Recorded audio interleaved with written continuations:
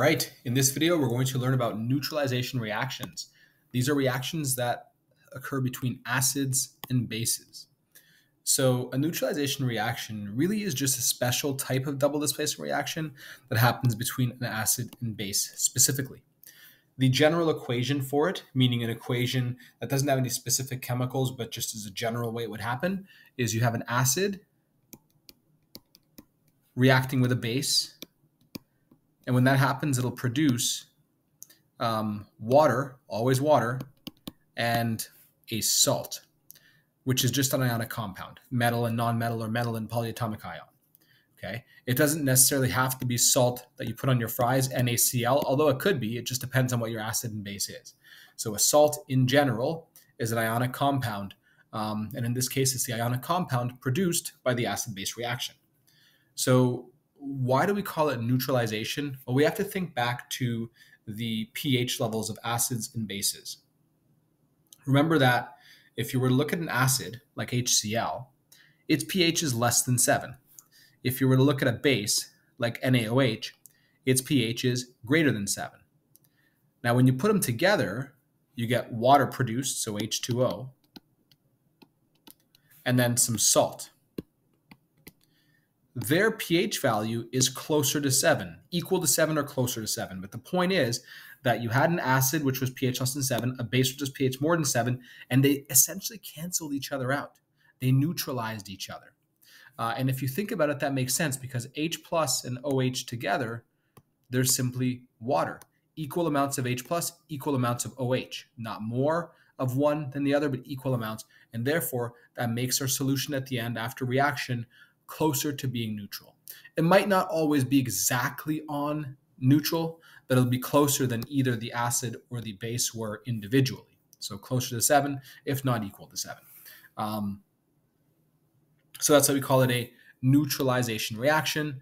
The pH should be closer to being neutral after the acid and the base have reacted because they're essentially canceling each other out and producing some water and salt, which are considered neutral. So it is a double displacement in a way because the H from the acid switches spots with the metal from the base. The metal from the base is now with the non-metal from the acid or the non-H, so the Cl. And then the H went with the OH to make H2O, which is really, like I said, HOH, H2O, same thing. So how can we predict products of neutralization reactions? Well, it's essentially just like predicting a product for double displacement reactions. So perform the switch. So make the H go where the metal was, make the metal go where the H was. Do the crisscross to find the formula of the new compound that forms, the salt, in other words, the metal with the nonmetal here. So in this case, we have calcium plus 2, Cl minus 1, crisscross. We get CaCl2. The salt will generally be aqueous. And then the remaining substance that forms is the water. There's nothing fancy there other than water, H2O, liquid, and that will be in its liquid form.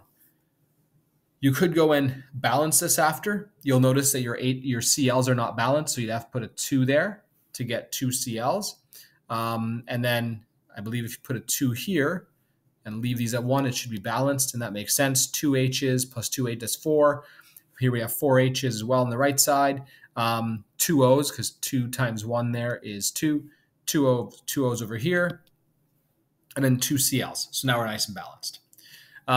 So you could pause the video and then try this yourself to see if you're on the right path, and then unpause to assess yourself. So here we have an acid, nitric acid, reacting with a base OH, acid starts with an H there. Make the H in the middle and the metal switch spots.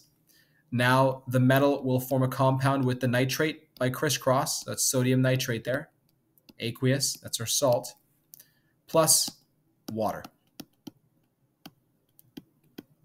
And then you could balance it, but it looks balanced already.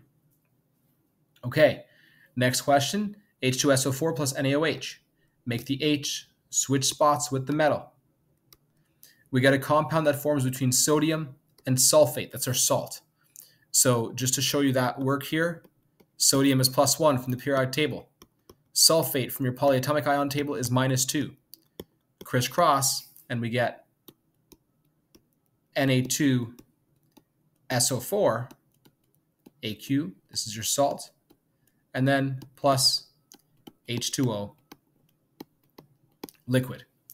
So far, just as a reminder here, all the acids, their pH is less than 7. All the bases, their pH greater than 7. But after the neutralization, the products here, the salt and the water, the pH is closer to 7, equal to 7 or closer to 7. All right, let's try the next one here. HCl and AlOH3, so our acid plus our base. Make the H switch spots with the metal.